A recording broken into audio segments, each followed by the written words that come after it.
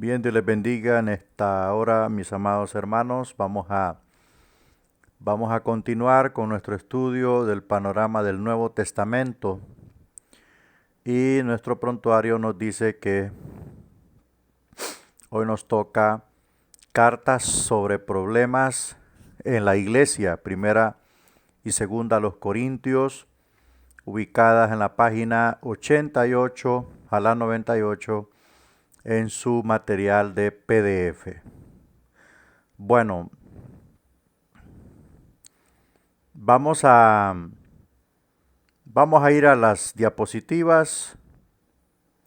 Aquí tenemos las diapositivas.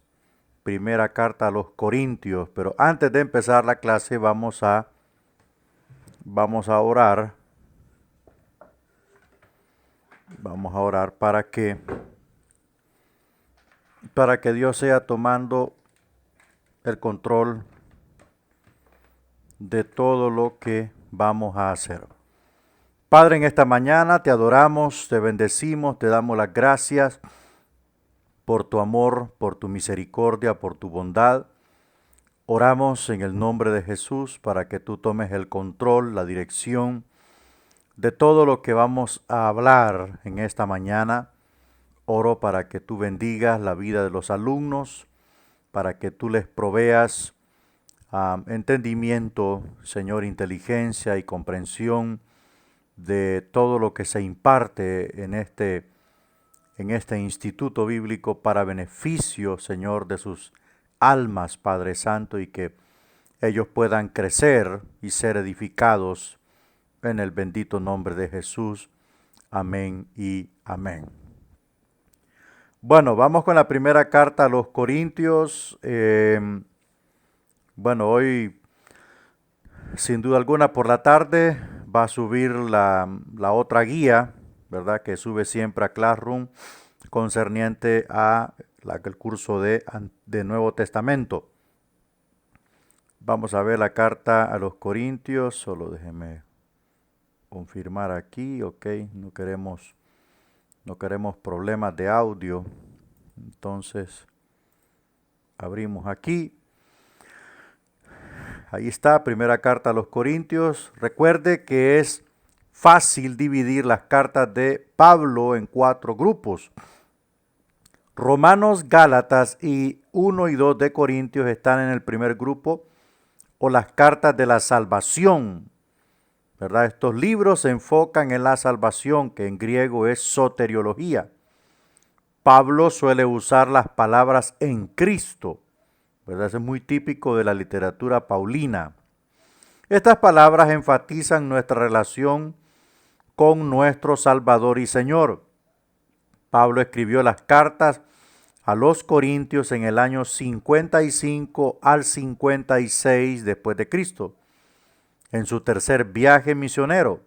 Eso está en Hechos 18:23, capítulo 21 al verso 17. Él escribió Primera Corintios desde Éfeso y probablemente escribió segunda carta de los Corintios desde Macedonia, ¿verdad? Veamos un poco más del trasfondo histórico-cultural de la ciudad de Corinto. La ciudad y su gente.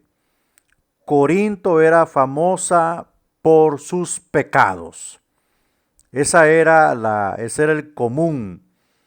Eso era lo distintivo de esta ciudad, sus pecados, o sea, su inmoralidad, su vida profana, su vida desequilibrada. Fue una ciudad del mundo y la carne. O sea, era una ciudad peligrosísima. Al decir que alguien actuaba como la gente de Corinto, se indicaba que cometía pecados sexuales. O sea, eso era ¿cómo decir? Algo que distinguía el estilo de vida de los corintios. Era una inmoralidad sexual, típico de Sodoma y Gomorra. Detrás de la ciudad estaba el Acrocorinto, o monte de Corinto. Se levantaba allí como una torre casi de 1500 pies de alto sobre la ciudad de Corinto. En él estaba el templo de Afrodita en griego, y en romano era el templo de la diosa Venus, la diosa del amor. Venus fue la diosa del amor y del sexo. O sea, ese era como un altiplano, ¿verdad? Como un cerro elevado de 457 metros de altura, y arriba estaba el Partenón, o sea, el templo a la diosa Afrodita. Era una estructura enorme, y habían otros templos ahí cercanos, ¿verdad? Que hasta el día de hoy se pueden evidenciar en Grecia, ¿verdad? Ahí se pueden evidenciar esas ruinas que todavía están en pie. Entonces allí estaba el templo de la diosa del amor y del sexo. En este templo, alrededor de 1000 esclavas cometían pecados sexuales con los que llegaban a adorar. De noche andaban por las calles como prostitutas. O sea, en el día servían a los hombres en el templo de la diosa Afrodita, y de noche se prostituían en las calles de la ciudad. O sea que era una vida totalmente depravada. Era una vida totalmente depravada. Entonces sintetizamos, Corinto era una ciudad cundida de pecado, inmersa en las tinieblas de la inmoralidad en todos los campos y en todos los sentidos, y tenía una atracción poderosa como lo es el culto a Afrodita en su megatemplo, ¿verdad? En el altiplano o en la explanada, esa es una explanada del Partenón, donde allí esta diosa era venerada a través del acto sexual. O sea, Satanás tenía en la mano a la ciudad de Corinto. Pablo les hace recordar a los corintios la vida de ellos antes de conocer a Jesús. El texto de 1 de Corintios 6, 9 al 11 reza, dice: ¿no sabéis que los injustos no heredarán el reino de Dios? No erréis, ni los fornicarios, ni los idólatras, ni los adúlteros, ni los afeminados, ni los que se echan con varones, ni los ladrones, ni los ávaros, ni los borrachos, ni los maldicientes, ni los estafadores heredarán el reino de Dios. Y esto erais algunos, mas ya habéis sido lavados, ya habéis sido santificados, ya habéis sido justificados en el nombre del Señor Jesús y por el Espíritu de nuestro Dios. O sea, este es un recordatorio del trasfondo de todos los hermanos corintios que en su tiempo pertenecieron a ese sistema de vida pagano, corrupto e inmoral, y que ahora habían sido limpiados, purificados y justificados gracias al poder regenerador y restaurador del Espíritu de Dios operando en nuestra vida. Ahora miremos algo acerca del comercio en la ciudad de Corinto. Corinto fue famosa por los negocios. Localice a Corinto en un mapa. Esta ciudad gigantesca está a 50 millas u 80 kilómetros al oeste de Atenas. Pablo caminó por un corto istmo desde Atenas hasta Corinto. Los marineros arrastraban las naves pequeñas por 4 millas sobre este istmo que conectaba los mares Egeo y Adriático. Cruzando estas 4 millas sobre tierra se ahorraban días navegando 200 millas, o sea 322 kilómetros rodeando la parte sur de Acaya. Las naves del este y del oeste llegaban a Corinto. Los marineros trabajaban en el agua y jugaban en el templo, dice aquí. Bueno, no sé si en su PDF dice así, usted lo va a corroborar. Entonces, el asunto de Corinto es que era un puerto. Toda la península de Acaya, toda esa península estaba rodeada de mar.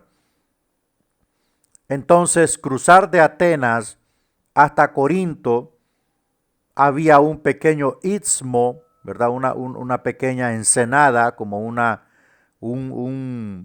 camino por donde los marineros podían recortar y los barcos considero que los trasladaban de alguna manera para evitar rodear Acaya, o sea, ir a dar la vuelta, para lo cual iban a navegar 200 millas. Estamos hablando de casi más de 300, así es, más de 300 kilómetros de agua. Entonces ellos recortaban un predio de 4 millas, de seguro eran aguas poco profundas, y ahí ellos pues recortaban eso. ¿Para qué? Para hacer negocios. Todo el mundo asiático llegaba a Corinto. Todo el mundo llegaba allí para poder hacer sus negocios, para poder hacer sus transacciones. Cuando miro lo de Corinto, su parte geográfica, estratégica para hacer negocios, me recuerdo la zona norte de Honduras, Puerto Cortés, que es un puerto muy importante donde hay mucho negocio y donde entra un flujo de tanto de exportación y sale un flujo de exportación y de importación. Entonces, eso era Corinto. En Corinto se encontraba de todo, desde alfarería, desde las creaciones en oro, en plata, en bronce, en hierro, desde ropas, desde alimentos, desde inciensos aromáticos, perfumería, todo había en Corinto. Y por supuesto era un lugar estratégico para el mundo romano. Corinto era una ciudad grande, populosa. Atenas tenía una población tal vez de menos 10.000 habitantes, pero Corinto era mucho más grande, se estima entre 100.000 a varios cientos de miles de personas. Eruditos de la Biblia de estudio Nueva Versión Internacional creen que Corinto pudo haber tenido unos 250.000 habitantes libres y como 400.000 esclavos. La mayoría de los eruditos están de acuerdo en que la ciudad más poblada en los días de Pablo fue Roma, seguida por Alejandría en Egipto y después por Antioquía en Siria. Entonces vemos que la iglesia donde estaba, la ciudad donde estaba ubicada la iglesia, era una ciudad muy populosa, había mucha esclavización, había mucho pecado, había un comercio enorme, por lo tanto, había un flujo económico grande, ¿verdad? Porque al haber comercio hay un flujo económico, hay un poder adquisitivo grande y por lo tanto el estado de vida y la sociedad tenía muchas facilidades para obtener algunas cosas. El mejoramiento de vida, entonces Corinto lo podía proveer. Veamos el ministerio de Pablo a los corintios. Pablo visitó a Corinto cerca del año 52 después de Cristo. Durante su segundo viaje, él estaba esperando la llegada de Silas y Timoteo desde Macedonia. En Corinto, Pablo conoció a Aquila y Priscila, o sea, una pareja de esposos, ¿verdad? Quienes fabricaban carpas como él. Pablo vivió con ellos mientras predicaba en Corinto. Y sus alrededores llegaron a ser compañeros de ministerio y muy buenos amigos, ¿verdad? Después fueron colaboradores del apóstol Pablo en su trabajo en Corinto y en Grecia. Finalmente llegaron Silas y Timoteo. Ellos les contaron de las condiciones en Tesalónica y en Berea. Entre tanto, en Corinto, Pablo testificó poderosamente a los judíos que Jesús era el Cristo.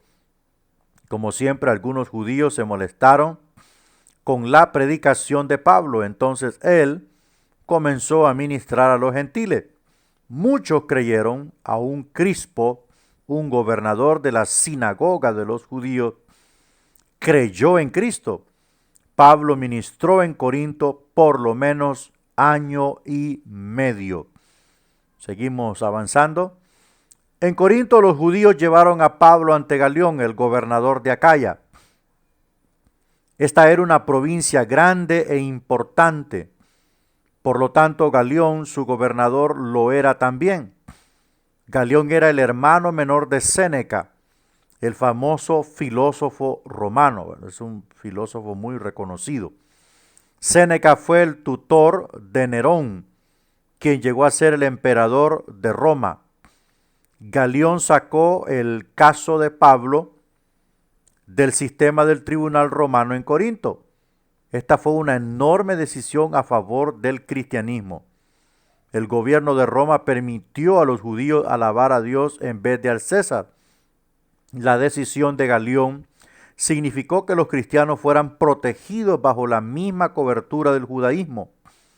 Galión dictó un edicto en el que decía que seguir a Jesús no era una infracción a la ley romana. Dijo que los seguidores de Jesús y los líderes judaicos tenían que solucionar sus propios desacuerdos. Esto impidió que los judíos no creyentes usaran la ley romana contra los creyentes. Qué gran bendición la decisión de Galión. Ayudó a los creyentes de Acaya y probablemente de muchos otros lugares. Bueno, siempre el Señor abriendo puertas, utilizando sus mecanismos para permitir que el evangelio siguiese su camino por todo el mundo gentil. Haber alcanzado a Galión, el gobernador de Acaya, era un paso muy importante para permitir que el apóstol Pablo, que el enviado del Señor, pudiese establecer la obra de Dios allí en esa región. Y no solo eso, sino también a la vez esto permitía una libertad religiosa para los cristianos de Acaya. Esto significó, por supuesto, un gran respiro y un ambiente perfecto para la predicación, la enseñanza de la palabra de Dios. Veamos el propósito de la carta. Pablo escribió por dos razones. Primero, para corregir los problemas. Nuestro bosquejo muestra que estos problemas incluían divisiones, demandas legales y pecados sexuales. Ese era el primer propósito, ¿verdad? Corregir estas situaciones que se presentaban. Segundo, para contestar preguntas. Nuestro bosquejo muestra que estas preguntas fueron sobre matrimonio, el cubrimiento de la cabeza, la Santa Cena, los dones espirituales, de verdad es una carta muy teológica, la resurrección de los muertos y las ofrendas. Bueno, entonces estos dos propósitos están muy marcados en la carta. Había división, sí, usted puede ver, al leer la carta va a encontrar la división. Unos decían, yo soy de Pablo, otros de Apolos, otros de Cefas, yo de Cristo. Habían 4 grupos divididos, estaba sectarizada la iglesia. Habían problemas legales, que los hermanos llevaban a otros hermanos a los tribunales. Pablo los exhorta y les dice, ¿acaso no hay sabios en la iglesia como para que puedan ayudar a arreglar estos problemas, a resolver estos problemas? sino que tienen que ir delante de los impíos para exhibirse delante de los impíos. Y por supuesto había un caso de inmoralidad que no había sido juzgado, en donde un hijastro vivía con la mujer de su papá, mujer que no era su mamá. Entonces eso estaba allí en la iglesia y Pablo desde su carta o a través de su carta manda la solución para esto y luego pues por supuesto los puntos teológicos, dogmáticos, porque el cubrimiento de la cabeza es un dogma, el matrimonio pues es una institución, es algo formal dentro de lo que es la familia, dentro de la iglesia, la cena del Señor, que es decir así, una ordenanza, junto con el bautismo, los dones espirituales, que queda muy claro. Incluso Pablo en el capítulo 13 habla acerca del amor, porque la iglesia tenía de todo menos amor. Y ese capítulo 13 arroja un montón de características de cómo es el amor. Y cuando habla de los dones espirituales, dijo, bueno, de nada me sirve que yo hable todas las lenguas y que profetice y que dé mi cuerpo por otras personas. Si no tengo amor, nada soy. Entonces eso lo vemos en la carta, lo vemos en la carta de Pablo a los Corintios.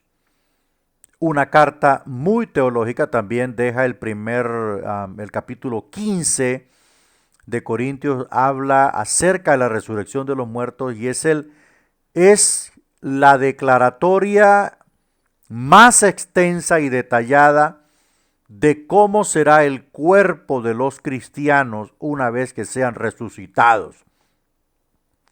Pablo da mucha información y mucho detalle acerca de todo esto. Dice que será un cuerpo inmortal, eterno, joven, siempre joven. Entonces, ese capítulo 15, también en Primera de Corintios, capítulo 7, habla extensamente acerca del matrimonio, habla de la posibilidad, habla de la separación de la pareja, por supuesto, habla de la separación de la pareja, pero no habla de volverse a casar estando vivo el cónyuge. Eso es bien claro tenerlo. Pablo dice, bueno, si no pueden vivir, no consienten en vivir, pues se van a tener que separar, porque Dios no nos llamó a estar sujetos a servidumbre y también a incertidumbre. Pero no dice, vuélvase a casar. O sea, hay unas cosas muy importantes acerca del matrimonio que habla el apóstol Pablo en todo ese capítulo 7, incluso habla de las doncellas y de todo eso y da muchas instrucciones en cuanto a la ética y la moral del pueblo de Dios. Eso es lo que encontramos en la primera carta a los Corintios. Bueno, vamos a entrar a la segunda carta a los Corintios. Veamos el contexto. Ya habíamos dicho que la segunda carta fue escrita desde Macedonia. O sea, Pablo volvió a Macedonia porque estaba esperando a Silas y a Timoteo que venían de Macedonia.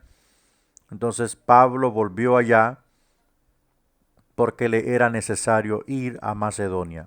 Cabe mencionar que tanto en Tesalónica como en Berea la cosa estaba bien porque los hermanos de Berea eran otro rollo. Esa gente amaba tanto la palabra de Dios que ellos no ocuparon que Pablo les dijese, vayan a predicar. No, ellos mismos empezaron a predicar y a testificar de Cristo en todo Berea. Y Pablo dijo, bueno, yo no tengo nada que decir aquí en Berea, ustedes ya lo hicieron todo.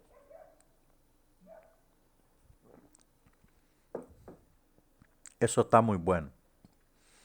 Veamos el contexto histórico y propósito. Pablo viajó a Corinto por lo menos 3 veces y escribió a esta iglesia varias cartas. Otros libros analizan estos viajes y las cartas. En este estudio basta con observar 3 fechas y eventos. Miremos las fechas y los eventos relacionados con primera y segunda los Corintios. Ahí usted lo va a encontrar en su figurita 6.8 en su PDF.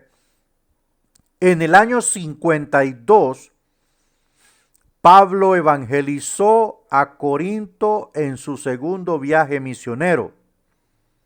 Algunos judíos allí lo acusaron. Galión rechazó el caso de Pablo en el tribunal romano. O sea, no lo puso bajo la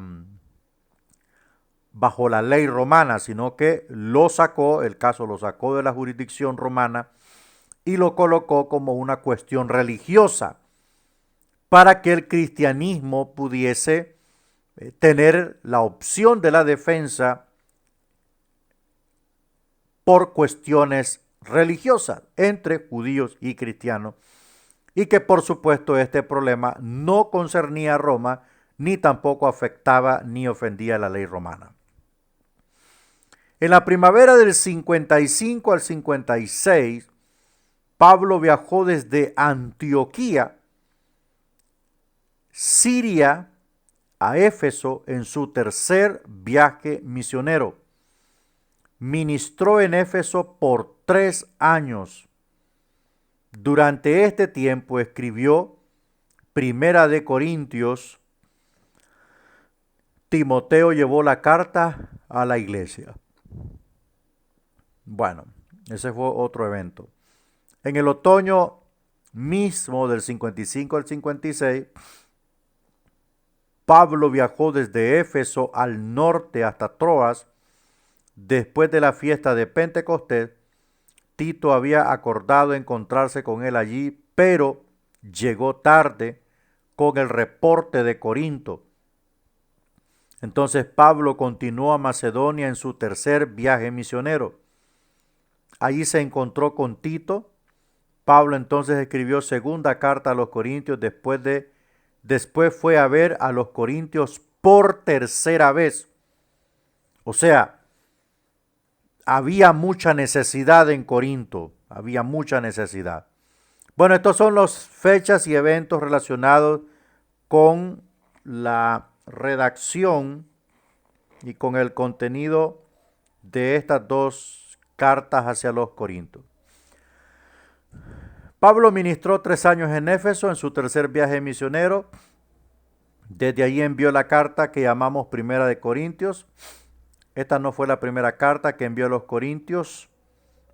Primera a los Corintios 5:9 se refiere a una carta anterior. Pablo tal vez envió varias cartas que no tenemos. La llamamos Primera y Segunda a los Corintios por el hecho del orden en que aparecen en el Nuevo Testamento. Nuestro interés es por las cartas que Dios nos ha dado y no por las que no tenemos. Debemos ser responsables por lo que hemos recibido. Qué triste que se hayan perdido otras cartas escritas por el apóstol Pablo hacia los Corintios. Recuerde que Primera de Corintios llamaba a la iglesia al arrepentimiento. Pablo insistió en que disciplinaran al hombre que estaba pecando con la esposa de su padre. Primera de Corintios 5:1 al 8. A raíz de la carta de Pablo, algunos en la iglesia se arrepintieron. Segunda de Corintios 2:1 al 11. Además, el creyente que estaba en pecado recibió disciplina. Bueno, este es un tema que genera a veces controversia. Casi que ya no se quiere disciplinar el pecado en las iglesias. O ya casi que no se quiere disciplinar al pecador. Por eso es que debe existir un orden en la iglesia. Por eso debe existir un orden establecido en la iglesia. Hay cosas o pecados que cometen los cristianos que no son tan graves, merecen una disciplina pequeña. por ejemplo, la privación de sus privilegios. Recuerde que para poder servir a Dios se necesita estar en comunión con Él, no con el pastor, sino una comunión con Dios. Hay disciplinas o hay cosas que se cometen en la iglesia que merecen disciplinas de un año, en donde el penitente tiene que congregarse todos los días, estar en los días convocados a ayuno, en los días convocados a la oración, tiene que estar presente, para que se vea que en verdad ha aceptado la disciplina, ha reconocido su pecado y que quiere enmendarlo. Pero si alguien recibe disciplina, se le pone en disciplina y se va de la iglesia, entonces esta persona es un pecador empedernido y rebelde. El no aceptar la disciplina es decir, yo voy a pecar a la hora que me dé la gana y yo voy a hacer lo que yo quiera y nadie me va a decir nada. Y el problema no solo es que rechaza la disciplina, se va de la iglesia y se va para otra iglesia. O sea, se va a congregar a otra iglesia donde no lo conocen, donde no se sabe quién es, pero que el lugar de donde él procede pecó.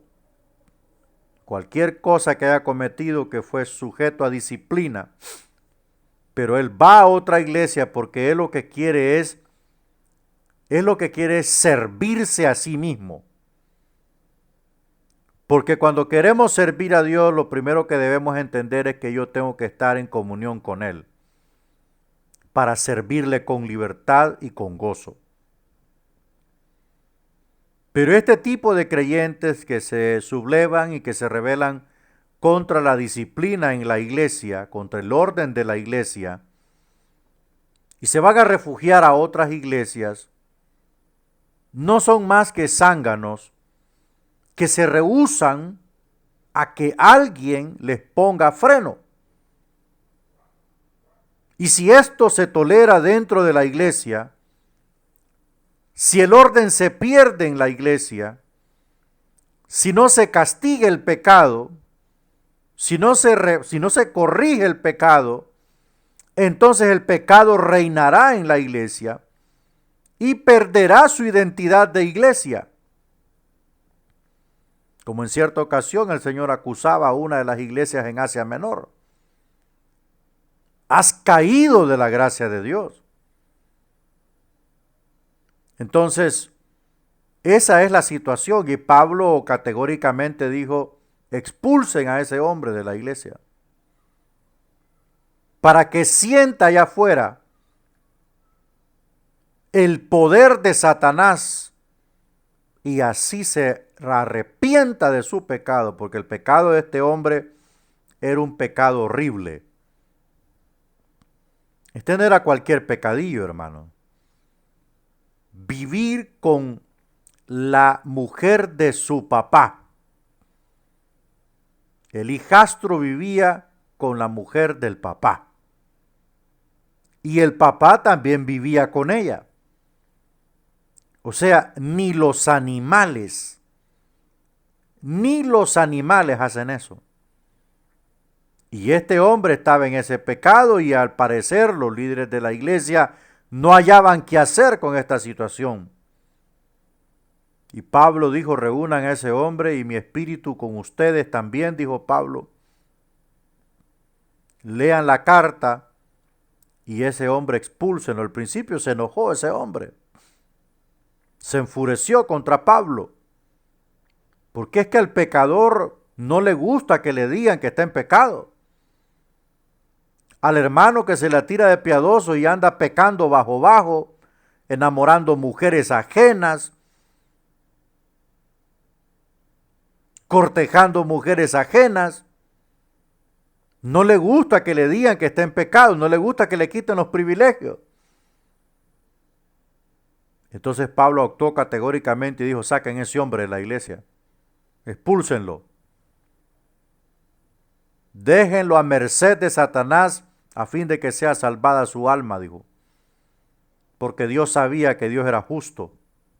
Perdón, Pablo sabía que Dios era justo y que al exponerlo a Satanás, él iba a recibir su merecido e iba a reaccionar. Y al fin, pues, cuando leemos la segunda carta, vemos que el hombre reaccionó, se reconcilió con Pablo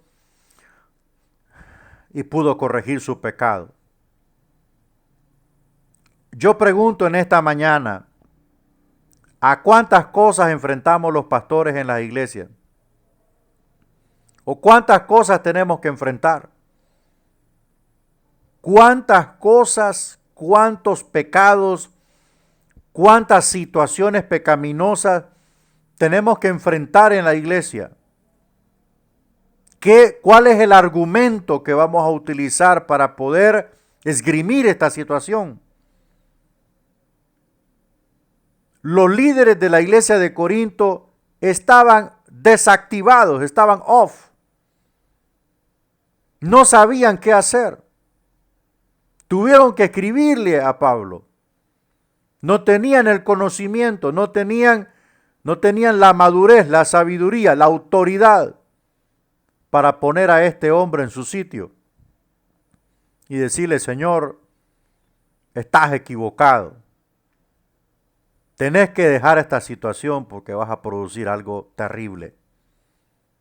No sé si el papá lo sabía. No se sabe absolutamente nada en detalle de lo que sucedió después, pero una cosa sí le puedo adelantar. No fue nada fácil para ese hombre el momento en que su padre se dio cuenta que él estaba viviendo con su propia esposa. Eso ha de haber sido terrible, terrible, terrible. Pero una cosa sí le puedo decir, en la iglesia se necesitan líderes con conocimiento profundo de Dios. En la iglesia se necesitan hombres con conocimiento de las Escrituras para poder juzgar este tipo de casos, que le ayuden al pastor con opiniones sabias para poder juzgar este tipo de situaciones, porque el pastor no lo sabe todo. Necesita rodearse de líderes que tengan un conocimiento maduro y profundo de las Escrituras y que por supuesto esos líderes sean muy maduros, que fortalezcan la autoridad de su pastor. Porque a estas cosas no es fácil enfrentarlas. No es fácil querer agarrar del cuello un barba o un cascabel. Y a veces es necesario agarrarlo de allí para que no siga esparciendo su veneno. Ese fue el caso de inmoralidad juzgado en Corintio.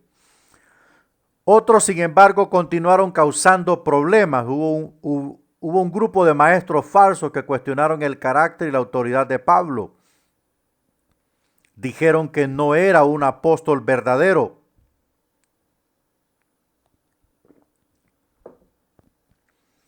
Se enteraron de que Pablo había cambiado sus planes para visitar a Corinto. Pues primero él había planeado viajar en barco desde Éfeso a Corinto. 2 Corintios 1, 15 al 16. Pero luego decidió viajar por tierra al norte a Macedonia y luego hacia el sur a Corinto.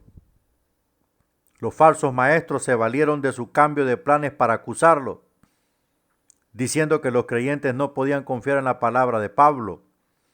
También lo acusaron de planear robar la ofrenda para los santos pobres de Jerusalén. En respuesta a estos dos ataques, Pablo escribió segunda carta a los Corintios. Siempre existirán personas que están esperando un fallo en el siervo de Dios. Siempre existirán personas agazapadas a ver en qué momento el siervo de Dios comete un fallo. El problema es que Pablo cambia de planes y en lugar de dirigirse hacia Corinto, se fue hacia Macedonia. Segunda de Corintios 1:15 al 16. Veamos qué dice ese párrafo de la Biblia. Segunda de Corintios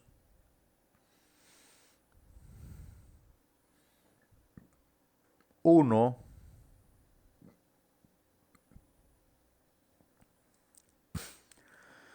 Con esta confianza quise ir primero a vosotros para que tuvieseis una segunda gracia y por vosotros pasar a Macedonia y desde Macedonia venir otra vez a vosotros y ser encaminados por vosotros a Judea.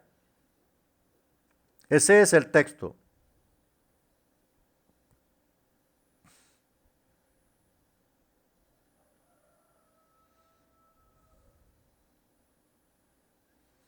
Así que, al proponerme esto, usé quizá de ligereza, o lo que pienso hacer lo pienso según la carne para que haya en mí sí y no.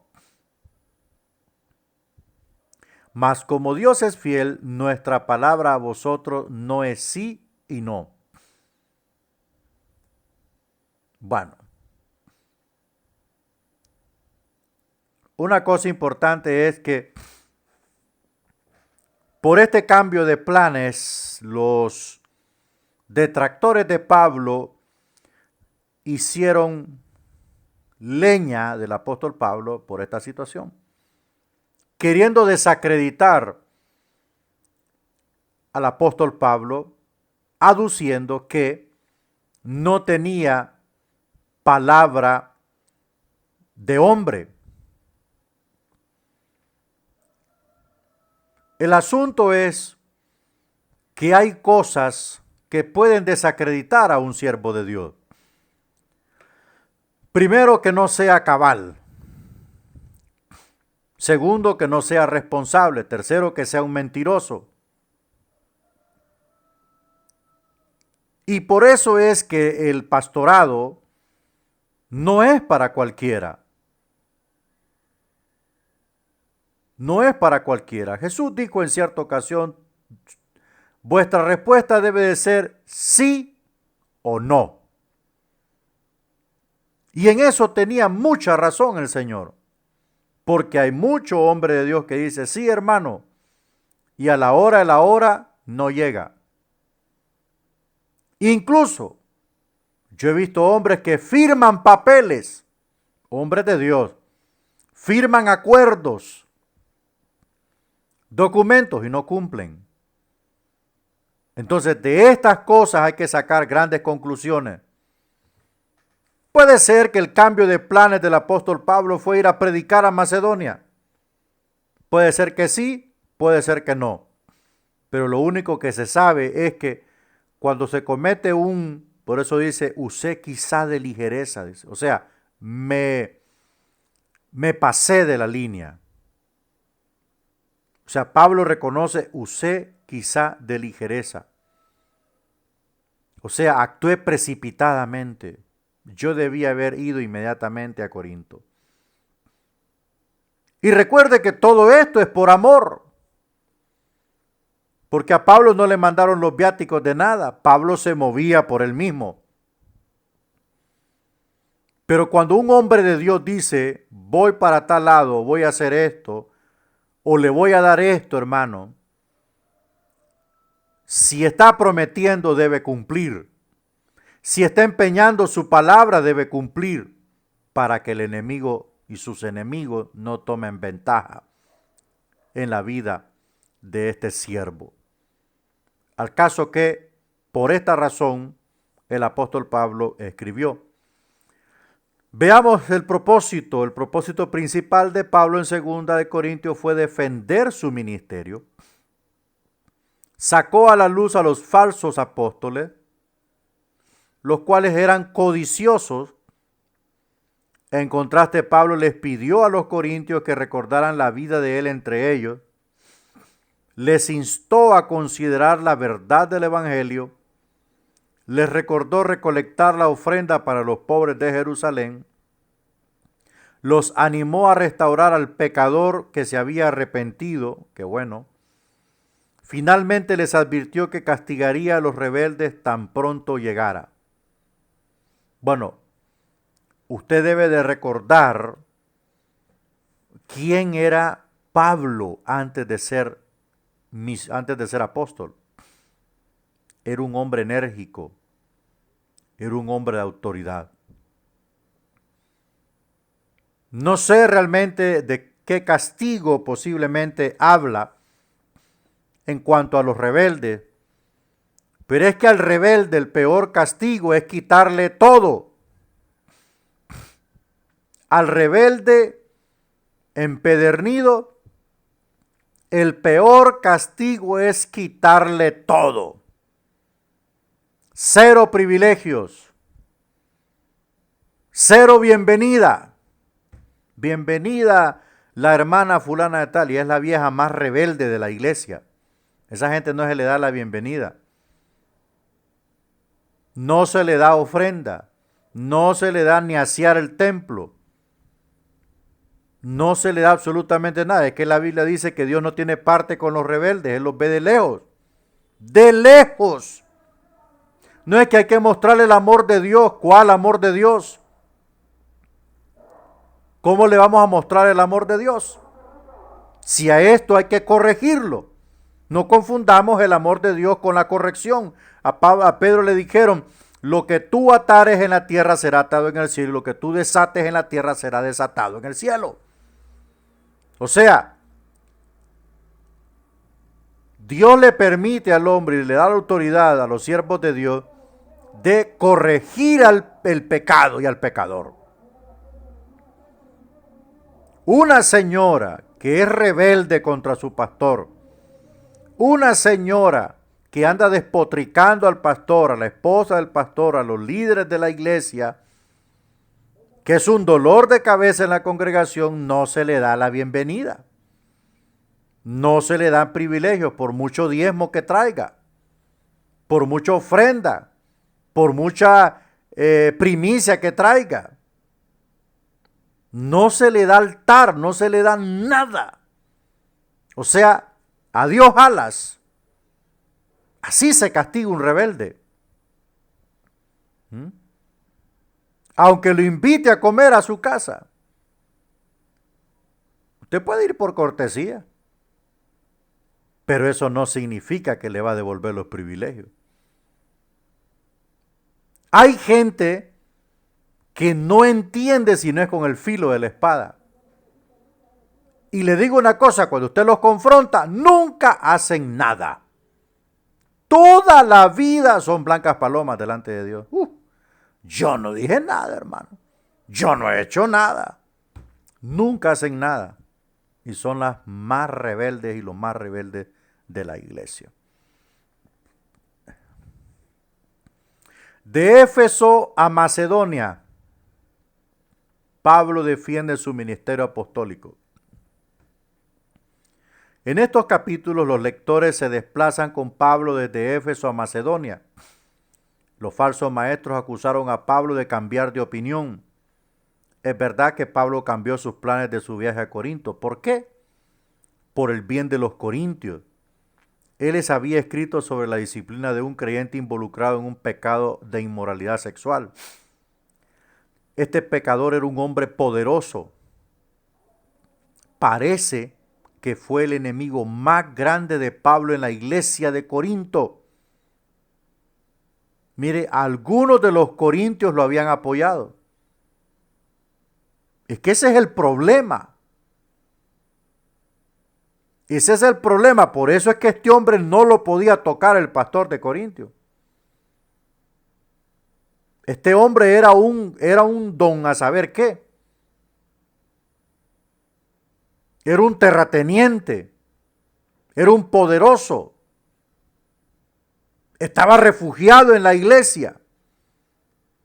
Porque este tipo de gente Estos no son de Dios. Discúlpeme. Llegaron a la iglesia, pero no llegaron a Jesucristo.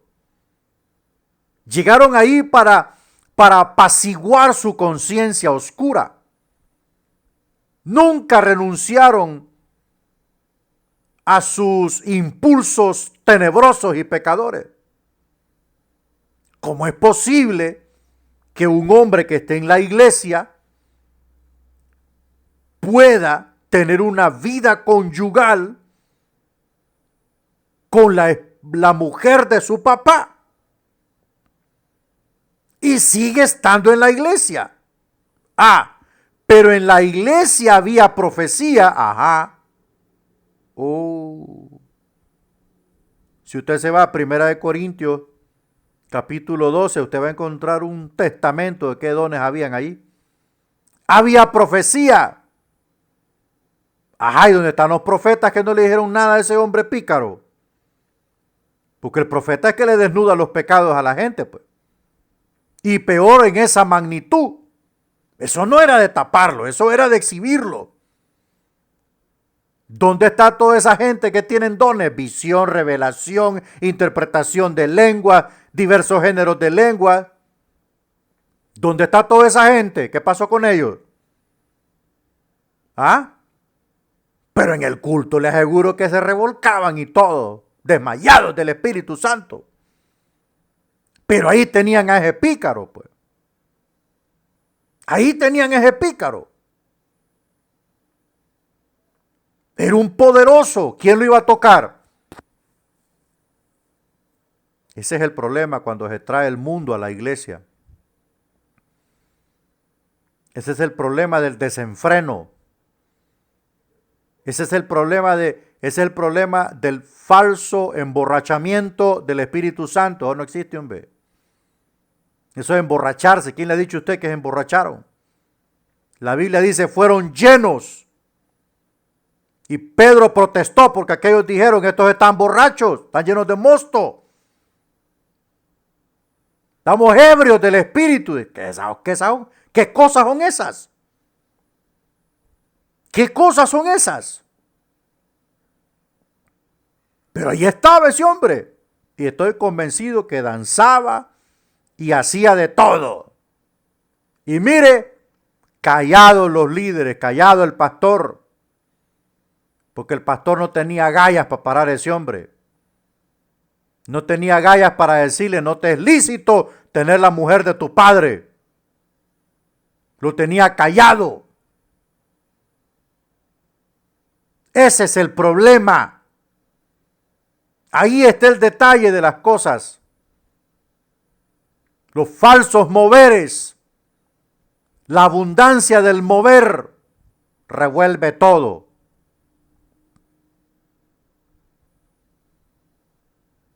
Por eso es que Pablo cambió de planes y dijo, le voy a dar más tiempo. Le voy a dar más tiempo porque yo no me quiero enfrentar a este hombre, porque Pablo sabía quién era, pues. Pablo sabía quién era, hermano. El hombre se conoce a sí mismo quién es y hasta dónde puede ser cristiano. ¿Hasta dónde puede ser cristiano? Entonces le dio tiempo a este hombre. Claro, en esos momentos, en ese tiempo que Pablo usó para ir a Macedonia, en ese tiempo papá lo revolcó, pues. Lo revolcó, y cuando Pablo regresa, cuando Pablo vuelve por tercera vez, el hombre se reconcilia con él. Ya lo había ablandado el Padre, hombre. Entonces, lo triste de esto es que dice acá, algunos de los corintios lo habían apoyado. Yo he visto con mis ojos pastores en pecado. Pastores en pecado. Se han ido de nuestro concilio. Los pusimos en disciplina. Les quitamos la iglesia. Les quitamos todo. Porque pecaron, adulteraron, se emborracharon.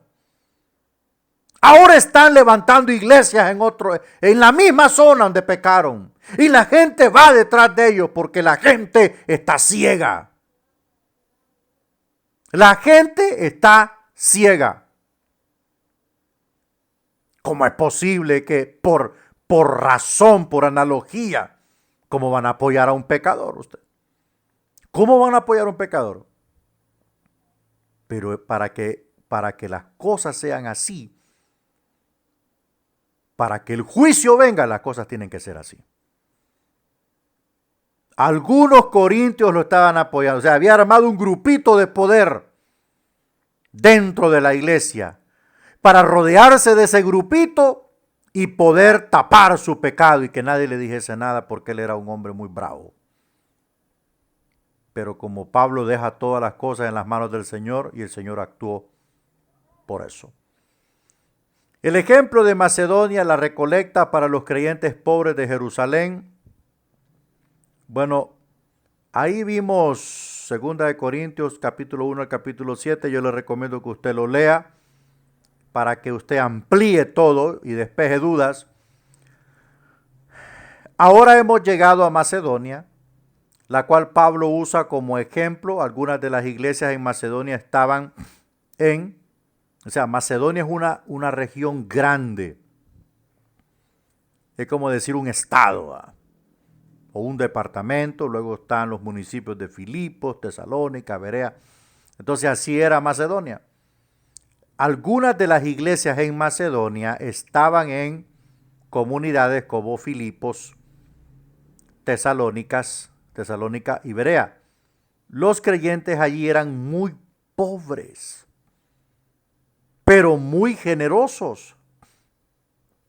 Pidieron con ruego que les permitieran participar dando todo lo que podían. Primero se dieron ellos mismos al Señor, después dieron el dinero que pudieron para los pobres de Jerusalén.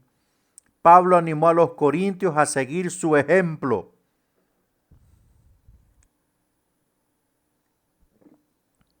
Y los hermanos de Berea les encantaba la palabra de Dios. Ellos discernían todo lo que Pablo les predicaba. Bueno, ahí terminamos primera y segunda carta a los Corintios. Recuerde hacer sus tareas. Recuerde enviar capturas de la clase que está recibiendo. Hay alumnos que no envían capturas. No cuesta nada, hermano. No cuesta nada. No hay cosa más fácil que este instituto bíblico. No lo desaproveche. No lo desvalore. Valórelo. Sujétese. Hay creyentes que están inscritos en este instituto que no me mandan una captura de la clase. Absolutamente nada. Yo le pido en el nombre de Jesús, envíe sus capturas para darme cuenta que usted está recibiendo la clase. Porque este trabajo no es fácil. Esto de sentarse aquí para hablar, para enseñar, no es fácil. Así que yo espero que el alumno lo valore y pueda sujetarse a las instrucciones que da el instituto.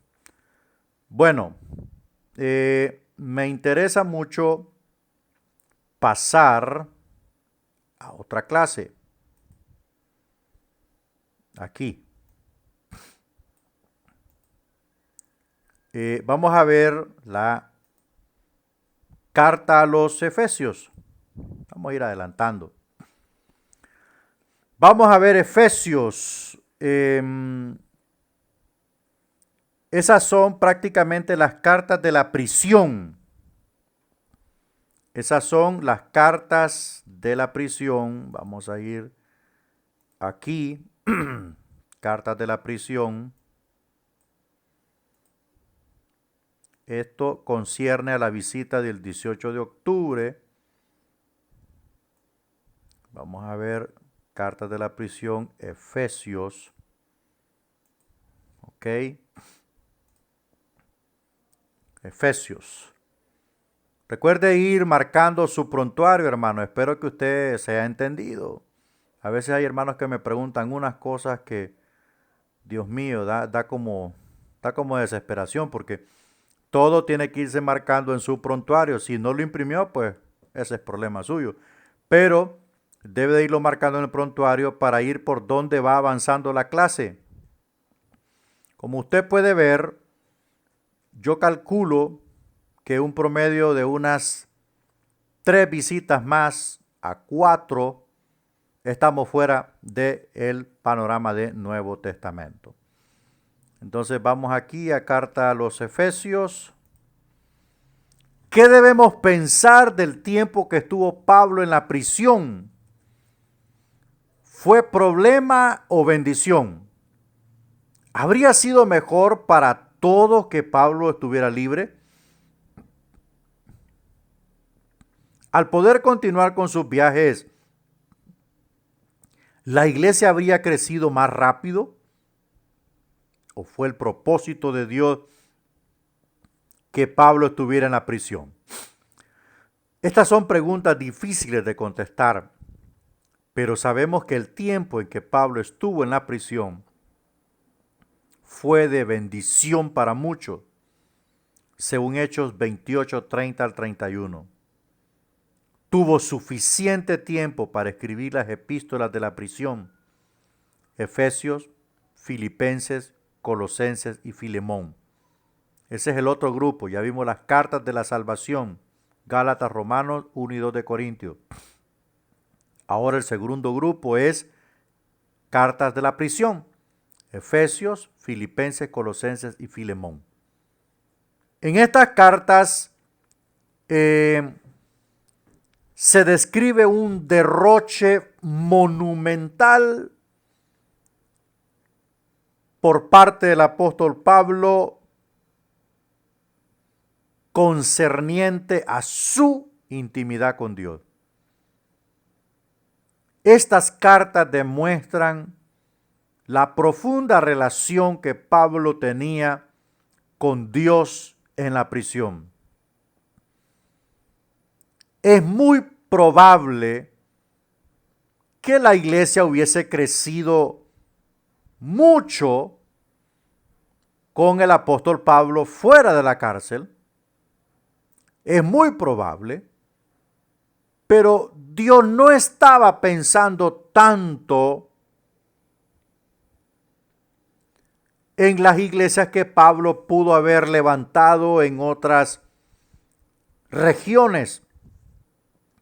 Dios estaba pensando en la parte escritural que sí prevalecería por los siglos de los siglos. Hasta el día de hoy no vemos ninguna de las iglesias que Pablo fundó. No está en pie ninguna. Murieron. Esas generaciones murieron. Pero ¿qué fue lo que quedó de todo esto? Quedó la revelación escrita. Porque es más perdurable la palabra de Dios que la obra humana de Pablo al levantar iglesias en diferentes países del mundo gentil. Es por eso que, en mi opinión muy personal, considero que fue acertado de parte de Dios permitir que el apóstol Pablo llegase a prisión, estuviese mucho tiempo en prisión, porque todo lo que escribió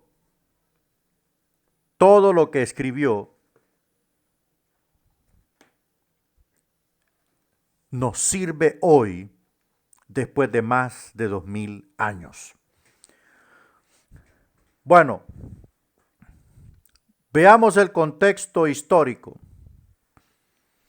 Pérgamo era la capital de Asia. Pérgamo era la capital de Asia. Pero Éfeso fue la ciudad más importante en ese lugar.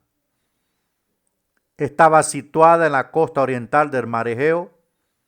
Algunos dicen que 200,000 ¿verdad? A 1/3 de personas vivían en Éfeso. Otros creen que la ciudad tenía una población de 500,000 de habitantes. Los barcos más grandes del mundo llegaban a Éfeso. También los caminos más transitados terminaban en esta ciudad. O sea, Éfeso era una metrópoli, era una ciudad cosmopolita en todos los aspectos en aquel tiempo en Asia. Veamos el templo de Artemisa. Éfeso fue también famosa por el templo de la diosa griega Artemisa. Fue 4 veces más grande que el Partenón en Atenas, ¿verdad? Su templo fue una de las 7 maravillas del viejo mundo. Algunos se refieren a Artemisa por su nombre romano, Diana. Diana, la diosa de los efesios.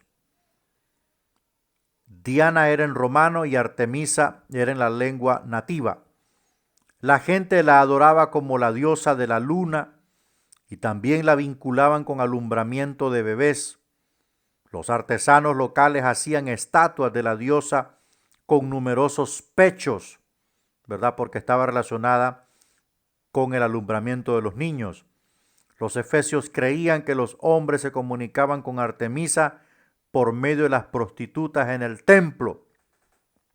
O sea, en el templo de Artemisa en Éfeso se practicaba la misma adoración promiscua y pagana que se hacía en Corinto, en la Acrópolis de Corinto, en el templo de Afrodita. Afrodita en Corinto, Artemisa en Éfeso. Afrodita en Corinto, Artemisa en Éfeso. Entonces, estas dos ciudades poderosísimas, yo creo que, si no me equivoco, hermanos, y ahí perdonen mi equivocación, Éfeso estaba en la moderna Turquía. Éfeso estaba en la moderna Turquía, ¿verdad? Porque Éfeso era parte de las 7 iglesias en las cuales escribió Juan, y esas 7 iglesias, la Odisea, Filadelfia, Tiatira, Éfeso, Pérgamo, creo que era una de ellas, bueno, no recuerdo las demás, esas todas estaban en la misma región, en la moderna Turquía. Entonces, Éfeso, si más no recuerdo, era un puerto poderoso, ¿verdad? Así como Turquía está rodeada de agua de norte a sur. Entonces allí era una metrópoli muy poderosa que colindaba hacia el norte con Europa del oeste y todo lo que es el mar Mediterráneo. Entonces todas esas potencias y todos esos países llegaban a Éfeso a comerciar y muchos llegaban a adorar a Artemisa porque Artemisa tenía 2,000 sacerdotisas que tenían relaciones sexuales prohibidas, por supuesto, pero tenían relaciones sexuales abiertamente con los adoradores de Artemisa. Y es así como Satanás había establecido su reino de inmoralidad y de tinieblas, tanto en Éfeso, que quedaba al norte de Corinto. Corinto estaba hacia la parte sur, los países Balcanes, la parte sur, Grecia, Atenas y todas esas regiones de Macedonia estaban hacia el sur, hacia el mar Adriático, mientras que Éfeso estaba hacia el norte, ¿verdad? Mucho más hacia el norte. Entonces, ahí el enemigo tenía todo esto bien esquematizado, y si hay cosa que amarra a los hombres es el sexo, y por allí Satanás tenía controladas estas dos poderosas ciudades. Veamos quién era Demetrio. Hombres de negocios como Demetrio se enojaron cuando la gente comenzó a dejar atrás a Artemisa para seguir a Jesús. La oposición al evangelio nunca fue mayor que la de Éfeso. todo lo que Pablo aprendió en los dos primeros viajes, sin duda lo ayudó a prepararse para la guerra espiritual de Éfeso en el tercer viaje. Acuérdese que aún los apóstoles crecen en la gracia, ¿verdad? Los apóstoles crecen en la gracia.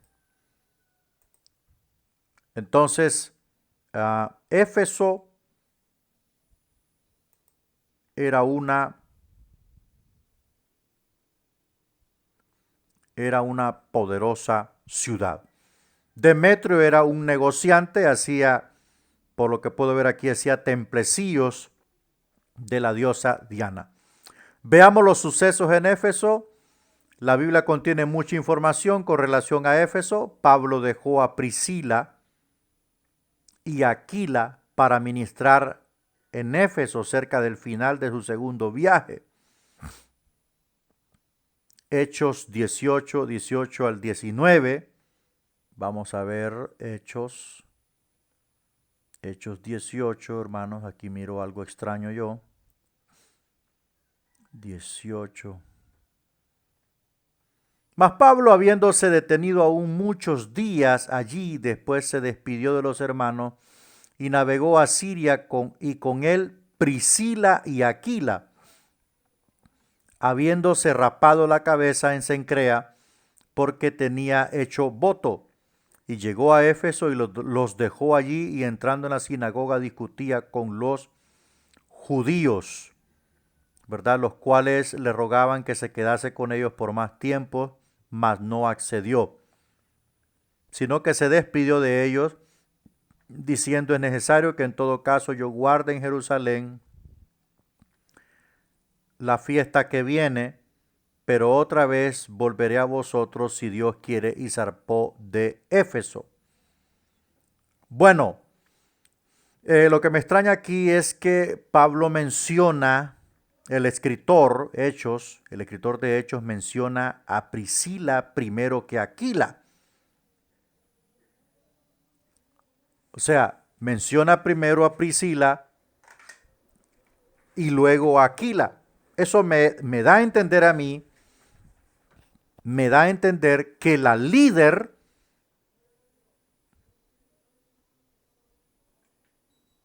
de la iglesia, o la líder allí, era la esposa de Aquila, porque Aquila es un nombre masculino, ¿verdad? Aquila, yo leí mucho acerca de Aquila el bárbaro, ¿verdad?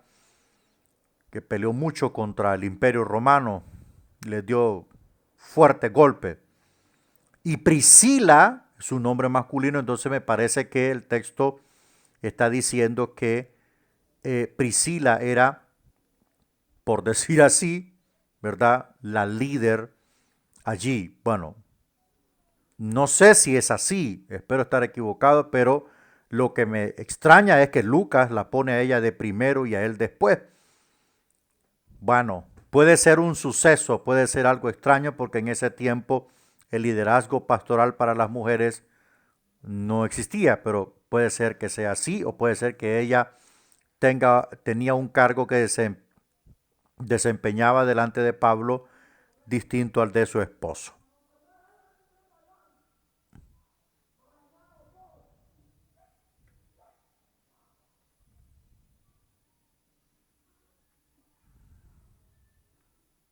Bueno.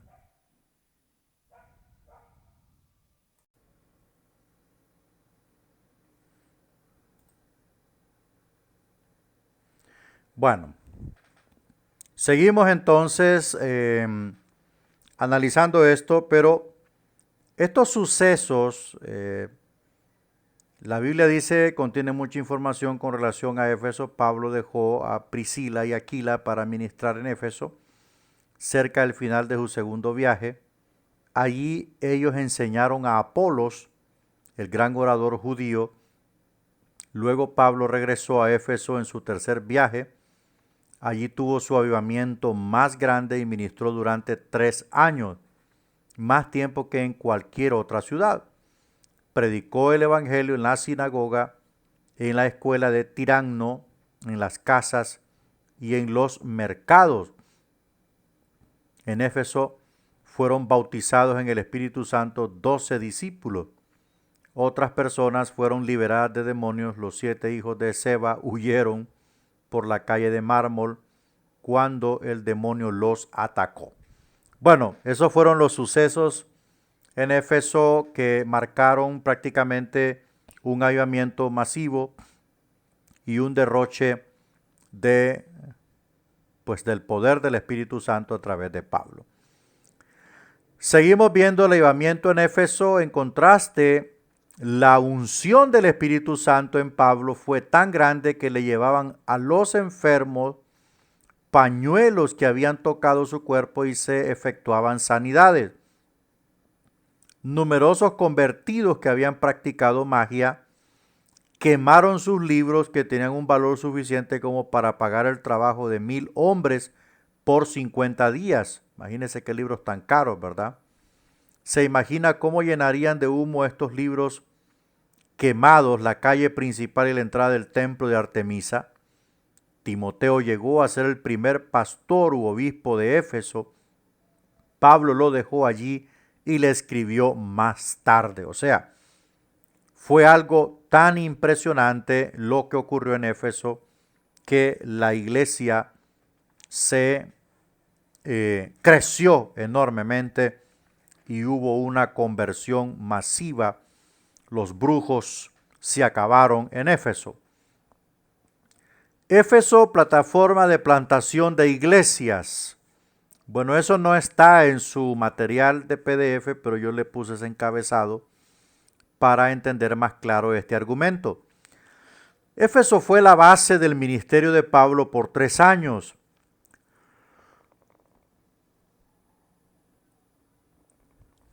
Y fue la sede de las iglesias plantadas por Pablo. Al este estaban las iglesias de Galacia, Antioquía de Pisidia, Iconio, Listra. Bueno, le digo de que esto está así, pero estas iglesias, Antioquía de Pisidia, Iconio, Listra y Derbe, no se redactaron cartas para ellos. Y si se hicieron estas cartas, no estaban en el canon. Al noroeste estaban las iglesias de Filipos, Tesalónica y Berea. Y directo al oeste, cruzando el mar Egeo, estaban Atenas y Corinto. Por lo tanto, Éfeso era como el eje de una rueda. Era el centro de la estrategia de Dios para una área grande. Las iglesias mandaron mensajeros a Pablo en Éfeso con preguntas a su ofrenda. También Pablo mandó cartas desde allí a las iglesias que plantó. Entonces este llegó a ser un nuevo centro para la misión de Dios a los gentiles y fue la segunda después de Antioquía en Siria, tomada como base para las misiones con los gentiles. Bueno, seguimos avanzando. El tema, veamos el bosquejo, el tema de Efesios es la iglesia como el cuerpo de Cristo.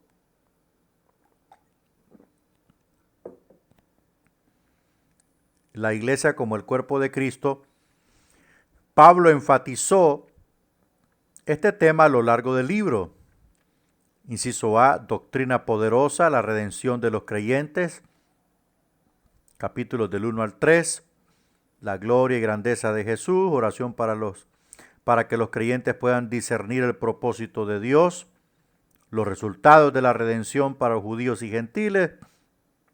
La revelación de la sabiduría de Dios por medio de la iglesia, oración para que los creyentes cumplan el propósito de Dios. Inciso B, enseñanza práctica, la vida diaria, unidad, madurez, hijos de luz, esposas y esposos, hijos y padres, esclavos y amos, la armadura de Dios, todo lo concerniente a la vida práctica. Efesios y nuestras relaciones. Número 1, nuestra relación con Dios nuestro Padre. Del capítulo 2 al capítulo 3, la relación entre judíos y gentiles. Capítulo 4 al 6, nuestra relación con la familia de Dios. Capítulo 6, nuestra relación con espíritus malos. Veamos nuestra relación con Dios nuestro Padre. Consideremos las bendiciones que Dios nos ha dado en Cristo. Él nos escogió para ser santos y sin mancha. Somos santos por dos razones. Primero, porque Jesús murió por nosotros en la cruz. Segundo, porque obedecemos fielmente la palabra y al Espíritu Santo. Por lo tanto, caminamos dignamente. Mientras caminamos en la luz, la sangre de Jesús nos limpia de todo pecado. Él planeó adoptarnos como sus hijos por medio de Cristo. Dios planeó por adelantado, predestinó a que algunos creyeran. Esto no significa que Dios escogió quienes serían salvos. Dios desea que todos seamos salvos. Por el contrario, Satanás quiere que todos nos perdamos. La decisión depende de la elección de cada persona. Bueno, la relación con Dios por parte de todos los cristianos se debe a que el Espíritu Santo debe estar presente en cada vida. Y cuando el Espíritu Santo está presente, el creyente trata de obedecer la palabra de Dios. Trata de estar en contacto con la palabra de Dios. Y cuando el creyente está en contacto con la palabra de Dios, por supuesto, da frutos. Esta relación se mide a través de la obediencia, se mide a través de la fe, a través de la sujeción, a través del amor, gratitud. Una persona que no tiene una relación con Dios, pero tiene una relación con la iglesia, es totalmente diferente. Es fiel a la iglesia, pero no fiel a Dios. Porque hay gente que vive de apariencia. Hay gente que pretende ser algo, pero no lo son. Son buenos para ofrendar, para diezmar, para estar en el culto. Pero sus hechos fuera de la iglesia dicen todo lo contrario. Su forma de pensar, su forma de actuar, sus decisiones, sus inclinaciones, sus impulsos, dicen totalmente todo lo contrario. Entonces no tienen una relación con Dios. Tienen una relación con la iglesia, están apegados a la visión de la iglesia, pero simple y sencillamente no son parte de Dios. Y acá entendemos algo importante. Él nos escogió para ser santos y sin mancha. O sea, esa es el barómetro con el que se mide a una persona que tenga una relación con Dios.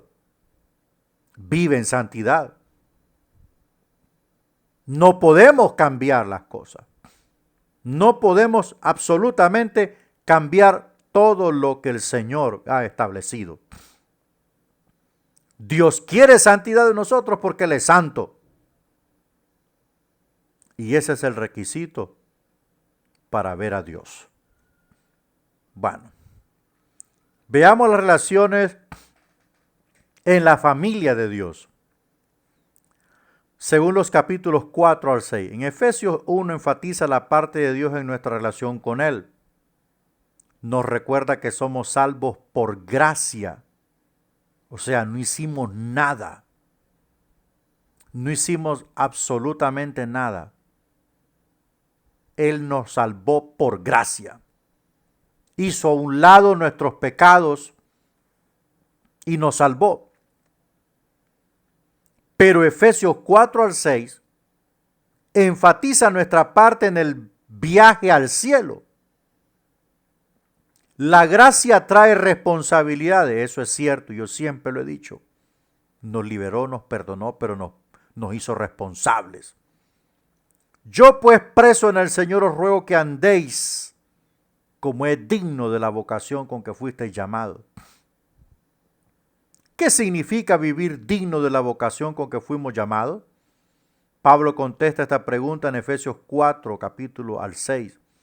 Allí habla de los 4 tipos de relaciones en la familia, tanto Efesios como Colosenses hablan de estas relaciones en la familia de Dios. O sea, vivir de acuerdo al que nos llamó.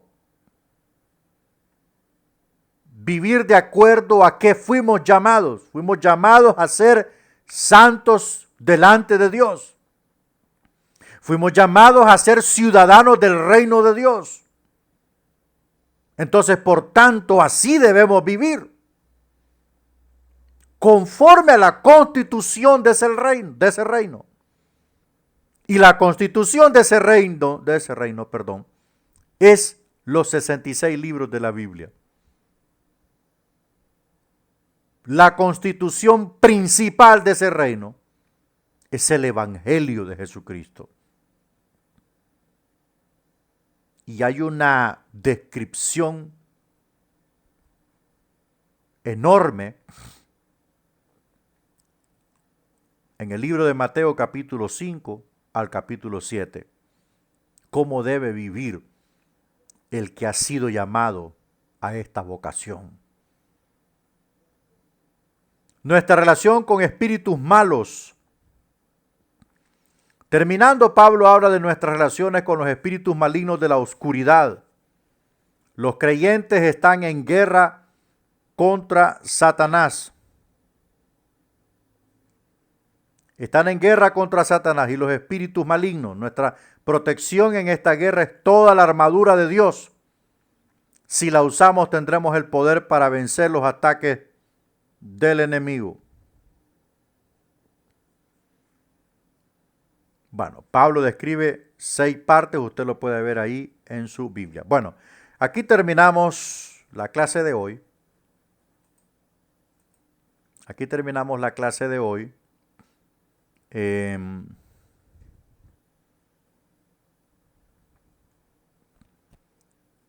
Vamos a hacer el cuestionario para subirlo a Classroom. Así que por favor esté pendiente y vamos a orar en el nombre de Jesús. Padre, te damos las gracias por todo lo que tú nos has permitido. Gracias, Señor Jesús, por tu amor, por tu bondad y por tu misericordia. Señor, te pido que nos ayudes a seguir adelante, te pido que nos ayudes a avanzar, te pido que nos ayudes a prevalecer. En el nombre de Cristo Jesús te lo pido, Padre. Amén y amén. Bueno, vamos a terminar esto aquí para subir el video. Dios lo bendiga, Dios lo guarde y seguimos